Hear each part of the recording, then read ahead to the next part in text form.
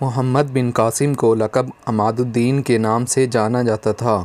وہ اموی خلافت کے فوجی کمانڈر تھے اور ایلور کے ساتھ تنازع میں آخری ہندو حکمران راجہ داہر سے ملتان اور سندھ پر مسلمانوں کی فتح کی قیادت کی۔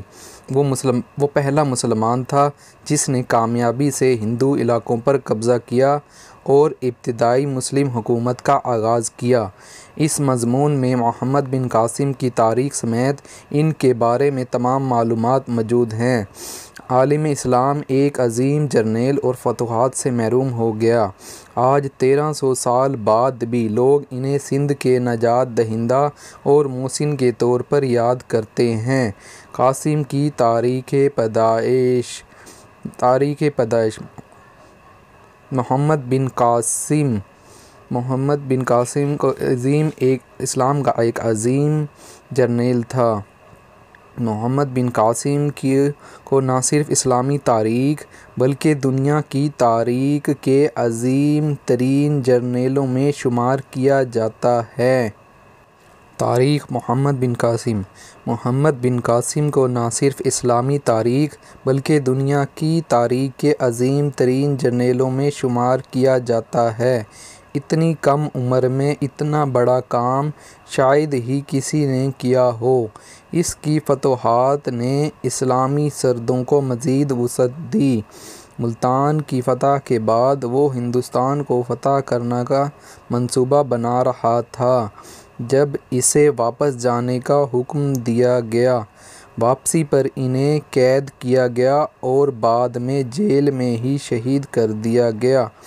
اتنی وسیع سلطنت کو سنبھالنا آسان نہیں تھا، اس لیے قاسم کی واپسی کے بعد مفتوحہ علاقوں کو سندھ اور جنوبی پنجاب تک محدود کر دیا گیا۔ اموی خلیفہ سلمان بن عبد الملک کی ذاتی ضد نے ایک فاتح اور عظیم جنرل قاسم کو قتل کر دیا۔ اموی خلیفہ سلمان بن عبد الملک کی ذاتی ضد نے ایک فاتح اور عظیم جنرل قاسم کو قتل کر دیا۔ کاروان پر حملہ۔ سرندیپ کے حکمران نے جزیرہ یاقوت سے حجاج ابن یوسف کو کچھ قیمتی تحائف بھیجے۔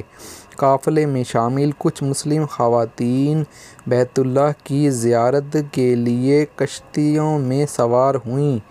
پھر جب یہ قافلہ قزرون کے علاقے میں پہنچا تو مخالف سمت سے آنے والی ہوائیں کشتیوں کو دیبل کے ساحل پہ لے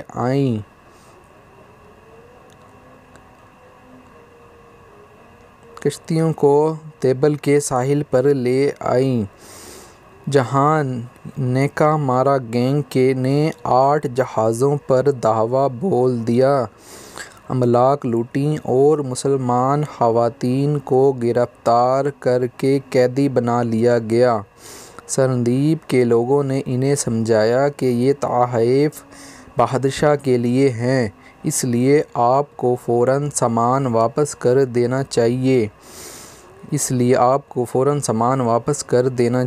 اغوا کاروں میں سے ایک فرار ہو کر حجاج کے پاس پہنچا اور حجاج سے کہا کہ مسلمان عورتوں کو راجہ داہر نے قید کر رکھا ہے، جو آپ کو مدد کے لیے پکار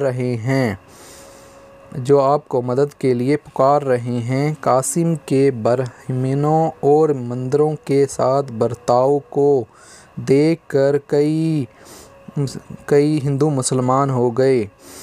قاسم کے برہمنوں اور مندروں کے ساتھ برتاؤ کو معاصر ہندو مورخین بھی تسلیم کرتے ہیں کہ اس نے ہندو مندروں کو نہیں گرایا۔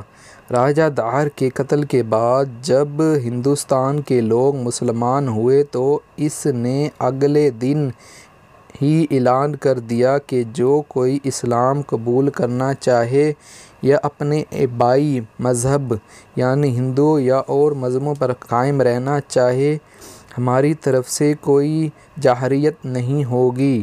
قاسم ایک عظیم فاتح کے طور پر اس نے ہندوستان میں ایک مستقل سلطنت کی بنیاد رکھی۔ اور مسلمانوں کی بستیاں اور مساجد تعمیر کی، اور اس طرح اسلام سرزمین سندھ پر پھیلنا شروع ہوا۔ انہوں نے پہلی بار عوام کو ان کے حقوق سے آگاہ کیا۔ ان کے اس رویے کی وجہ سے جوک در جوک مسلمان ہونے لگے۔ محمد بن قاسم ان کی جان، مال اور عزت کا محافظ بن گیا۔ قاسم نے سندھ کی فتح کا یہ عظیم کارنامہ اپنی زندگی کے اس حصے میں انجام دیا جو لوگوں کے لیے کھیل کود کا وقت ہے۔ ایسے نوجوان اور قابل جرنیل کی مثال دنیا کی کوئی اور قوم پیش نہیں کر سکتی۔ قاسم کے بعد سندھ کے لیے کوئی دوسرا حکمران مقرر نہیں ہوا۔ نتیجتاً مسلمانوں کی پیش قدمی رک گئی۔ تاہم ہندوستان میں اسلام سندھ کے ذریعے متعارف ہوا۔ سندھ کے لوگوں نے بڑی تعداد میں اسلام قبول کیا۔ قاسم کی سندھ اور عراق کی فتح کے تقریباً 300 سال بعد انہوں نے سائنسی اور ثقافتی بنیادوں پر عرب ہند تعلقات قائم کیے، جس کی وجہ سے سندھ کے مسلمانوں کا عرب کے علاقوں میں آنا جانا ہوا۔ سندھ کے لوگوں کے علمی اور ثقافتی رشتے کو منقطع نہیں ہونے دیا گیا۔ سندھ کی فتح سیاسی، ثقافتی اور سائنسی لحاظ سے ایک جمہوری اور روشن خیال دور کا آغاز تھا۔ سندھ کے لوگوں نے اس کی وجہ سے بہت سے فوائد حاصل کیے۔